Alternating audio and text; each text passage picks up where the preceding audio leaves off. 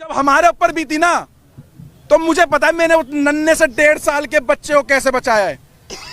मैं मर जाता, मेरा बच्चा मर जाता, या मेरी वाइफ मर जाती, अगर भगवान मेरा राम अगर मुझे बचा देता ना, तो मैं इस देश के संविधान, इस देश के कानून को विजय भाई केवल एक तरफ से बताइए, आखिर तुम्हारे साथ में क्या हुआ था कल, क्या देखा आपने? मैं एक बार हाथ जोड़ना चाहता हूं और अपने देश के 100 करोड़ या 110 करोड़ लोग हैं ना भाई, मैं तुम्हारे पैर छूना चाहता हूं भाई, तुम्हारे चरण अगर इस देश में है तो भैया मैं पैर छूना चाहता हूं। अगर तुम हिंदू हो ना तो अपने आप को इन मुसलमानों से बचा लो।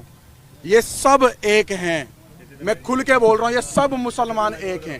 कोई मुसलमान बोले कि मैं ये हूं, मैं वो हूं, मैं इंसानियत नहीं।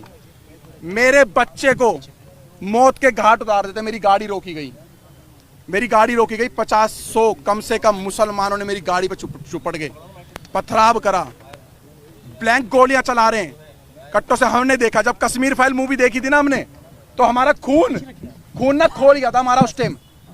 लेकिन जब हमारे ऊपर भी थी ना, तो मुझे पता है मैंने उस नन्हे से 1.5 साल के बच्चे को कैसे बचाया है। मैं मर जाता, मेरा बच्चा मर जाता, या मेरी वाइफ मर जाती, अगर भगवान मेरा राम अगर मुझे बचा देता ना, तो मैं इस देश के संविधान, इस देश के कानून को साइड में कर देता। अगर मेरा बच्चा मर जाता, जहां पर इस देश का संविधान हमारे बच्चों को और हमारे परिवार को, सनातन को नहीं बचा सकता, जहां पर ये पुलिस आर्मी और हमारे देश को नहीं बचा सकती, आईपीसी धाराएं नहीं बचा सकती, जहां पर पुलिस वालों पे गोली चल रही है, जहां पे बड़ी बड़ी अधिकारियों को मेवात जैसे एरिया में डंपरों से कुचल दिया जाता है, तो वहां पर इतनी बड़ी यात्रा हो रही थी, 1 से 1.5 लाख व्यक्तियों की, सनातनियों की पूजा करने जा रहे थे, आराध्य करने अपने आराध्य भोले शंकर जी की। तो वहां पर आर्मी कहां गई, आपकी पुलिस प्रोटेक्शन कहां गई? 500 पुलिस वालों से 1.5 लाख बंदों की सुरक्षा आप करवा रहे थे। 2 से 3 दिन पहले से उन्होंने चैलेंज कर रखा था, बरगली चौक पे जो आएगा मौत के घाट उतारेंगे। ऐसी वीडियो बताइए, जो पत्थरबाज थे वो पसबंदा थे या अशरफ थे? वो सारे मुसलमान थे। आप पसबंदा असबंदा नहीं होता जी भाई साहब। कब तब आप राजनीति करोगे? गुजर, जाट, बावन, दलितों को वहां पर ऐसा दौड़ा करके मारा जा रहा था। औरतों का मांग का संदूर देख करके पत्थर मारा जा रहा था औरतों के मुंह पे। हाथ पे कलावा देख के, हाथ पे तरसूल देख करके हाथ काटे जा रहे थे वहां पर। हमारी गाड़ियों पे बजरंग दल लिखा या कुछ लिखा हुआ, कोई झंडा लगा हुआ था, उसको टारगेट बना करके मारा जा रहा था। प्री प्लान था, पूरा प्री प्लान था, पूरा प्री प्लान। 30 तारीख को फरीदाबाद के अंदर, मैं कह रहा हूं 100 में से 90% मुसलमानों की दुकानें बंद थी, मीट की और बिरयानियों की, क्योंकि इनको इनके मौलाना द्वारा एक आदेश हो रखा था मुसलमानों को कि हिंदू जा रहे हैं मेवात, और आज ऐसी जगह पे जा रहे हैं कि जहां पर हिंदू लाख हो जाएगा और 50,000 से ज्यादा हिंदुओं का मौत की घाट उतारा जाएगा। मैं आपको सच बता रहा हूं, मैं कोई आपको झूठ नहीं बता रहा। जब मेरी गाड़ी में आप गाड़ी में कितने लोग थे, किस तरीके से, कितने बजे की गाड़ी में हम 7, अचानक क्या हुआ वो बताइए। हम लोग 7 से 8 जने थे। जैसे ही हम लोग बरगली चौक वाले रोड पे जैसे ही हम लोग आगे की तरफ बढ़ते हैं, तो हमें दिखता है कि कुछ लोग बाइक के पास खड़े हैं, 6-7 बंदे बाइक ठीक कर रहे हैं।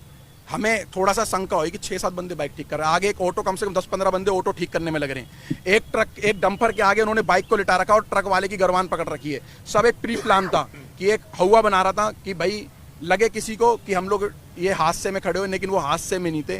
वो पूरा एक फ्रेम बना करके घेरने की इंतजार करते, जितने अंदर जा रहे हैं जाने दो। उसके बाद एक एक की लाश वहां से निकलती, एक एक की लाश वहां से निकलती। और हिंदुस्तान के अंदर ऐसा हो गया कि जैसे आज से कम 20-30 साल, 25 साल, 50 साल पहले अमरनाथ की यात्रा में होता होगा या हुआ है, या जैसे कश्मीर के अंदर हुआ है, जैसे कलकत्ता में हुआ है, कर्नाटक में हुआ है, केरल में हुआ है। आज हमें पर जब बीती तो हमें लगा कि सच में ये सब मुसलमान एक जैसे हैं। आज मुसलमानों को रोडों पे उतरना चाहिए। आज मुसलमान रोडों पे उतरे जो गंगा जमुना तहजीब की बात कर रहे हैं। आज मैं कह रहा हूं अपने मुसलमानों से, देश के मुसलमानों से, जो कहते हैं हम इस देश के नागरिक है। पहली बात तो तुम इस देश के किराएदार हो, मैं बोलूंगा, क्योंकि मेरे बच्चे पे बात आ गई थी। मेरे बच्चे की ना ये मौत के घाट, मेरी औरत से ये बोला गया चलो जल्दी उतरो, 7-8 जनों से ये बोला गया चलो उतरो नीचे गाड़ी से। लेकिन मैंने अपने एक्सीलेटर को पैर पे डाल करके और एक्सीलेटर का पे पंजा दबाया और अपनी गाड़ी को आगे बढ़ाया। 70 से ज्यादा गिरफ्तारी हो चुकी है, क्या लग रहा है? 70 से ज्यादा लोग थे, लाखों आदमी इसके अंदर इन्वॉल्व है, लाखों आदमी। और मैं खट्टर साहब का, मैं बीजेपी का विरोध नहीं कर रहा, मैं कांग्रेस का विरोध नहीं कर रहा, मैं किसी पार्टी का विरोध नहीं कर रहा हूं। मैं साफ खट्टर साहब का विरोध करना चाह रहा हूं आपके चैनल के माध्यम से। खट्टर नहीं, मेरी बात सुन लो पत्रकार साहब।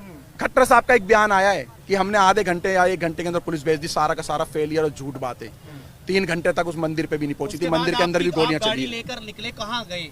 बरगली आपने चौक अपने आप को, अपने बच्चे को, अपनी पत्नी को, किस जो लोग थे उनको बस कैसे बचाया? बस भागते रहे। जहां पर हिम्मत टूटी वहां पेट्रोल पंप दिखा, पेट्रोल पंप में गाड़ी घुसेड़ दी। मैं उन अंकल जी का एहसान जिंदगी भर नहीं भूलूंगा, मेरे को और मेरे परिवार को, और उन्होंने मेरे पीछे बैठे हुए व्यक्ति को, जो किसी के बच्चे थे, किसी माँ के लाल थे, उनकी माँ की आंखों की टकटकियां लगी हुई थी। मैं वहाँ पे मेरे बच्चे गए, वहाँ पर हमला हो रहा है। उन अंकल का धन्यवाद करना चाहूँगा। अंकल ने बोला डरो मत, गाड़ी यहाँ लगाओ, किसी माई के लाल में दम नहीं है जो इस पेट्रोल पंप की सीमा पार कर जाए। पेट्रोल पंप पे आए और रेकी कर रहे थे बाइक और कार से पेट्रोल पंप के सामने कि हाँ यहाँ ये फंसे हुए ये सारे के सारे, और मैंने भगवा, यही कपड़ा चेंज नहीं हुआ मेरा कल से, यही कपड़ा है मेरे पास, यही। इसको देख के टारगेट कर रहे थे कि अगर वो सारे का 200-250 की संख्या में आ जाते तो हमें पेट्रोल पंप पे ही मार देते, तो पेट्रोल पंप पे भी आग लगा देते। वो इस चीज को अंजाम देने वाले थे। फेंकने वालों में महिलाएं भी शामिल थी क्या? पत्थर फेंकने वालों में महिलाओं का मेरे को नहीं पता, मैं झूठ बिल्कुल नहीं बोलूंगा। मैंने अपनी नहीं जी, किसी ने भी देखी हो, मैं तथ्यों पे बोल रहा, झूठ नहीं बोलूंगा। सारे के सारे 15 से 16 साल के बच्चे थे वहां पर, 15 से 16 साल के बच्चे थे, बूढ़े थे, पत्थर पकड़ा रहे थे बच्चों के हाथ में, फेंको इनके ऊपर। भारत के अंदर ये हाल कर दिया। अगर पुलिस और कानून और प्रशासन अगर हमारी रक्षा सुरक्षा नहीं कर सकता ना, तो हम स्वयं करेंगे, आप पीछे हट जाओ। वो 15 मिनट की धमकी देते थे, मैं कह रहा हूँ 5 मिनट का मैं कह रहा हूँ, तुम पीछे हट जाओ 5 मिनट के लिए। हम अपने देश में ही बता देंगे, इस भारत के अंदर ही बता देंगे हम अपने धर्म की कैसे रक्षा कर सकते हैं। इतना कायर बुजदिल समझ रखा है तुम लोगों ने हिंदुओं को, इतना कायर बुजदिल। और सारे पत्रकारों से हाथ जोड़ के निवेदन कर रहा हूँ, सच दिखाना, झूठ मत दिखाना। ये दलाल पत्रकार, सोशल मीडिया के बड़े बड़े चैनल वाले ये बता रहे कि हमारे से क्या सुनी हो गई। हमारी सारी पद यात्रा गाड़ियों पे थी, और गाड़ियों पे 50 और 60 गाड़ी स्पीड, 50 और 60 की स्पीड में गाड़ियां चल रही है रोडों पे, हाईवे पर। भाई साहब 50-60 की स्पीड में क्या सुनी हो रही है? अरे नलाई को पढ़ाई भी करी है किसी स्कूल में, केजी, एलकेजी, यूकेजी, पहली, दूसरी, 10वीं, 12वीं, बीए कुछ कर रखी है? अनपढ़ो, इस देश के लोगों को बेवकूफ बना रहे हो तुम लोग। क्या सुनी हो रही है? पथराव कर रहे, गोलियां चला रहे, पुलिस पे गोलियां चला रहे, पुलिस को दंगा करके मारे, पुलिस की गाड़ियां चला रहे, थानों में आग लगा दिए। जहां पर पुलिस प्रशासन सेफ नहीं है, तो वहां पर पहले से हमें बताओ कि हम देश के कानून आपकी रक्षा नहीं कर सकते। गोली भी चली, मेरी गाड़ी पे गोली नहीं चली, मेरी गाड़ी के सामने से बिल्कुल गोली गई है, हवा में गोली फायर करी उन्होंने कट्टों से, और ऐसे ऐसे वेपन उनके हाथ में थे जो दिल्ली पुलिस के भी हाथ में ऐसे हथियार नहीं थे। आर्मी वालों के पास भी नहीं होंगे। मैं कहा दिल्ली पुलिस, हरियाणा पुलिस के हाथ में ऐसे हथियार नहीं थे, इतने बड़े सारे के सारे में बात वायलेंस हुई है, ये पूरी फंडित थी। ये 4 पूरी की पूरी, ये पूरे के पूरे प्री प्लान के हिसाब से, फ्रेम के हिसाब से। और मैं अभी भी कहना चाहता हूं, अगर तुम्हारे अगल बगल में कोई मुसलमान किराए पे रहता है, कोई भी है, पूरा बाइकआउट करो, बहिष्कार करो, उनसे किराए पे कमरा खाली करवाओ, क्योंकि सबके सब एक हैं। अब क्या मांग है? उनकी मंशा क्या थी? उनकी मंशा ये थी, मारना चाहते तो सवेरे 5 बजे यात्रा चालू थी, 5 बजे भी पथराव कर सकते थे। उनकी मंशा ये थी, जितने अंदर घुस रहे हैं, जितने अंदर जा रहे हैं, जाने दो, उसके बाद इनकी लाशें निकालेंगे। भारत के अंदर हिंदुओं पे हमला इस तरीके का हुआ, अगर तुम आप भी चुप रहे ना, तो फिर तुम अपने हिंदुओं का गुनाह, हिंदुओं गुना, हिंदुओं गुना, क्या गुना करा भाई हमने? आराध्य, हाँ 47 वाला एजेंडा, 47 गुना कोई नहीं था भाई साहब। गुना ये था कि हम लोग प्रशासन के भरोसे पे रह गए। अगर प्रशासन हमें पहले बोलता हम तुम्हारी सुरक्षा नहीं कर सकते हैं, तो हम अपनी सुरक्षा स्वयं करते हैं, और कैसे भी करना था। हाँ, गजवाए हिंद की ये स्टार्टिंग है इनकी, ये गजवाए हिंद करने की, एक इन्होंने डर का मॉल बनाने की सोचा कि हम देश के अंदर एक मॉल ऐसा क्रिएट करें कि डर का और भय का मॉल। कोई भी मुसलमान से डरने की जरूरत नहीं है। मैं विजय हिंदू ऐलान कर रहा हूं, किसी भी मुसलमान से इस भारत के अंदर डरने की जरूरत नहीं है। किसी भी मुसलमान से, आपके बगल में 100 मुसलमान रहते हो, लाख मुसलमान रहते हो, डट के ही लड़ना है। जैसे हमारे भाई, हमारे बड़े पूर्वज भगत सिंह भाई भी लड़े थे, महाराणा प्रताप और पृथ्वीराज चौहान भी लड़े थे, उनके वंशीज हो भाई, उनके वंशीज हो भाई। मैं एक बात और बताइए, क्या लग रहा है सरकार से कार्रवाई की उम्मीद दिखाई दे रही है? क्योंकि मानव अधिकार की बात आ जाएगी, सुप्रीम कोर्ट आ जाएगा। मेरी बात सुनो, उनके हत्यारों को अभी तक जो है सजा, हाथ जोड़ के विनती है, मैं सारे अपने नालायक देश के सुप्रीम कोर्ट के जजों से बोलना चाहता हूँ, सारे देश के IAS IPS कमिश्नर DCP साहब से बोलना चाहता हूँ, अगर मेरा 1.5 साल का बच्चा मर जाता तो कौन सा जज मेरे बच्चे को लाके देता? आओ बताओ मेरे को, विजय हिंदू को बताओ, कौन सा जज आता मेरे बच्चों को मेरे को लौटाता?